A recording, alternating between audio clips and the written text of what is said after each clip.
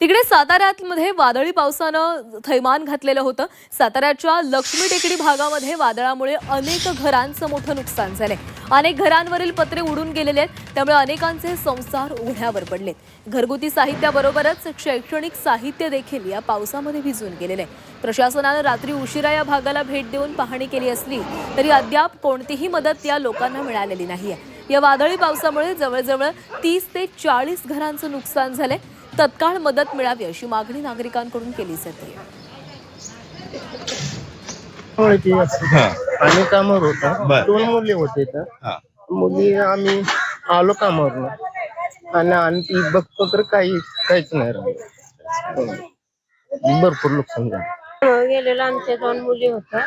आम्ही येतो सगळं पडलेलं, घरात कोणच नव्हतं. मग येऊन बघतो तर शेजाऱ्यांच्या घरात पोळी बसलेलं, सगळं नुकसान झालं. कपाट ते टीव्ही सगळं फुटलं, ज्वारी गहू हे सगळं भिजलं गेलं. कपडे पण हे सगळे भिजलं, कायच राहिले ना आम्हाला.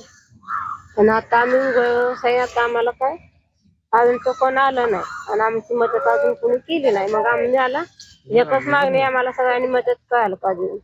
पाऊस जोरात झाला, आम्ही भिकाय तिकडे जाऊन बसलो. सगळ्या शाळेच्या वस्तू तुझ्या भिजल्या ना? काय काय भिजलंय तुझं?